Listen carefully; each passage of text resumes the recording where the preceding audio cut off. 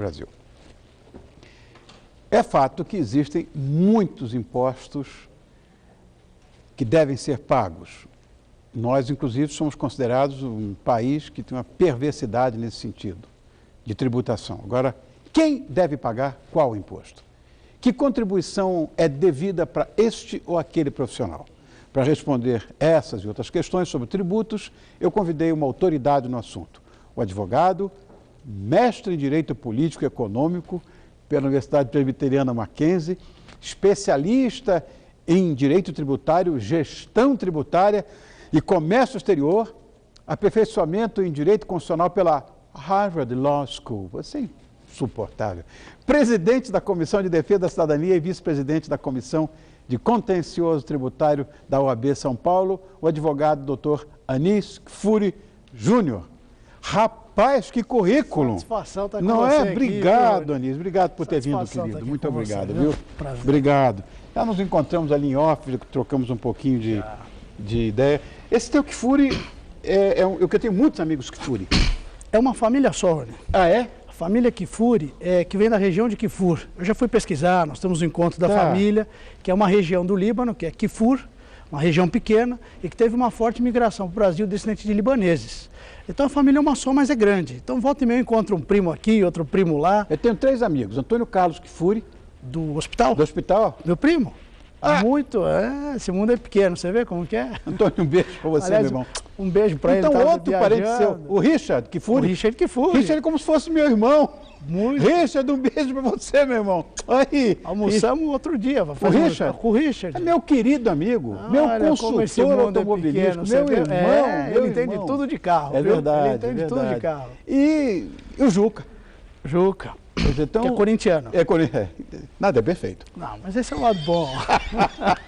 Só tem corintiano aqui. Bom, Anis, depois dessa descontração, vamos falar de tributos. O nosso país é cheio de impostos. Demais. Isso todo mundo sabe. Mas, muitas vezes, esse assunto pode confundir, né? Em meio à mudança de governo, a modernização, inclusive, da gestão tributária. Isso é uma coisa que você deve estar cansado de saber. Nós vamos esclarecer esse assunto hoje para quem está nos assistindo. Bom, o que mudou com a economia e o combate à inflação? Isso é interessante, Rony, porque no passado nós tínhamos a inflação. Então a inflação mascarava o que era lucro da empresa. Então o empresário muitas vezes ele não sabia quanto ele ganhava, ele não estava preocupado com o lucro, porque ele ganhava com a inflação. Ele comprava 10 e uma semana depois ele vendia 30, 40. Com a estabilidade, a margem de lucro diminuiu.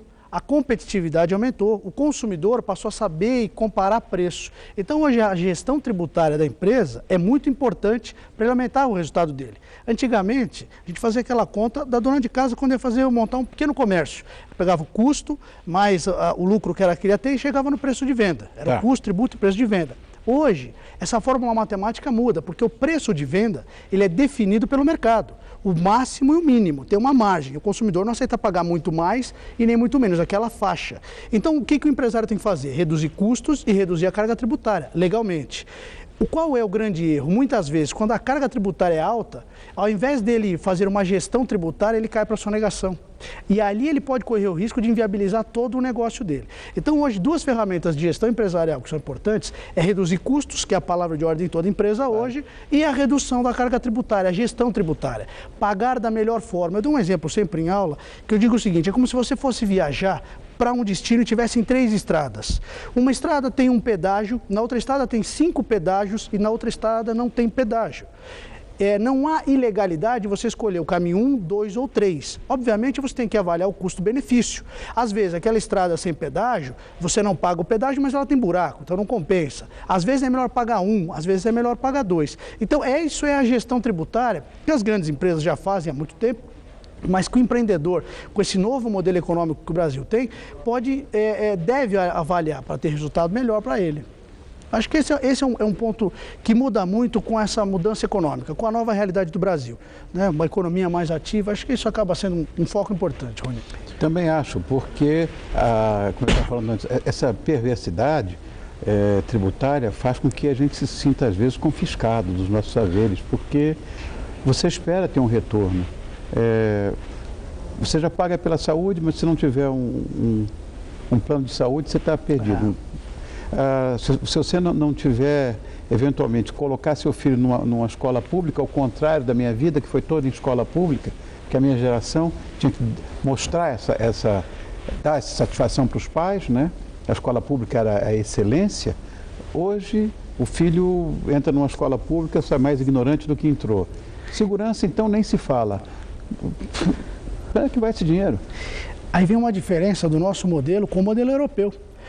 Se diz, muitas vezes eu vou em aula, o pessoal pergunta, mas o Brasil tem a maior carga tributária do planeta? Não é a maior carga nominal. Tem países que tributam muito mais, mas você recebe um serviço público eficiente, de qualidade. Então aquilo que sobra para você é seu. Agora, aqui no Brasil, o que sobra para o cidadão não é dele, porque ele tem que pagar o seguro, ele tem que pagar um plano de previdência, ele tem que pagar tantas outras coisas, que na verdade seria melhor que o imposto fosse maior e não tivesse esses custos. Correto. Né? Aí sim você tem o critério de justiça. Correto. Então não temos a sensação, acho que isso é senso comum, ninguém tem a sensação do retorno do imposto pago. Exatamente. Qual é a maior carga tributária paga aqui no nosso país? Olha, hoje nós temos vários impostos. Quanto exatamente a gente paga de imposto? Hoje a carga tributária já passa mais de 1/3 do PIB de carga tributária. Vale lembrar que no tempo do Dom João, nós tínhamos o 5º. Então, hoje nós já temos o 1/3. Então, hoje só rezando, até brinco, falou, hoje nós temos o 1/3 tributário, hoje tem que rezar, porque a carga tributária atingiu um nível extremamente elevado. E o que é importante, Rony, e eu queria te parabenizar por abordar essa pauta, é que mostrar para a pessoa de casa, para o consumidor, quanto ele paga de imposto na mercadoria. Eu defendo isso no meu livro, que é o seguinte, está na Constituição, no artigo 150, que o consumidor tem o direito de saber quanto ele paga de imposto na mercadoria. Se você vai para outro país, os Estados Unidos é um exemplo clássico, você compra um lanche e você sabe quanto é de imposto. Então as pessoas cobram pelo serviço. Você vai pedir um lanche, um cheeseburger, é tanto de lanche, mais tanto do imposto. No Brasil, a carga tributária ela vem misturada com custo, com uma série de coisas, e a pessoa não percebe. Então imagina se a pessoa vai ao supermercado, chega lá e vê que a conta é de R$300. Mas imagina, Rony, diferente, em vez de falar 300, falar a conta de R$200. Mas o senhor tem que me dar mais R$100 que é de imposto, porque chega a ser 1/3, dependendo do tipo de produto que você compra. Claro. Você imaginou a reação do consumidor quando ele sai do supermercado e descobrir que ele tirou 10 notas de R$10 só para pagar imposto? Ele vai cobrar muito mais por um serviço. E vai tirar aquele conceito de que serviço público é benesse que o governo dá para a gente, é favor que ele faz para o cidadão. Na verdade, é dinheiro que a gente paga. Está pagando para isso. E nós pagamos muito caro por esse serviço. Porque, na verdade, quando você paga um serviço particular, você cai na regra do consumidor. Você cobra, tem direito, tem um código. Agora, quando você paga isso para o Estado, para você cobrar do Estado é muito difícil, porque a legislação ela é penosa, tudo é em dobro, é mais complicado. Então, nós precisamos criar essa consciência na população, que é o que não interessa, mas aí sim nós teremos cidadania. Aí nós temos que ter um povo educado, um povo que já tem realmente os modelos dos países desenvolvidos, porque eles tiveram mais anos para isso. Nós somos uma sociedade jovem, mas nós precisamos começar a incutir isso. Sem dúvida, sem dúvida. Bom, quais as inconsistências do sistema tributário? Tem várias, viu, Rony? Dá para passar aqui 3 programas, mas vou te dar algumas. Se falar de inconsistência, dá para falar uns 10. Quer ver um exemplo? Vem um capital especulador estrangeiro, investe na bolsa e ganha milhões. Isso aí, ele paga de imposto de renda 25%. Você trabalha, sua camisa, o horário expediente inteiro, você paga 27,5%, ou seja, quem trabalha paga mais.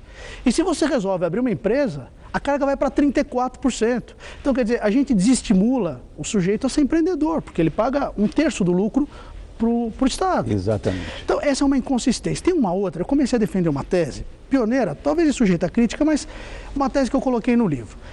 O Estado presta um serviço, segurança e saúde. Quando ele não presta um bom serviço e o sujeito morre por conta disso, a família tem que pagar o imposto causa-mortes. Então imagina, por uma falha na segurança, aquele Estado que devia te proteger é o Estado que vai se beneficiar caso você morra.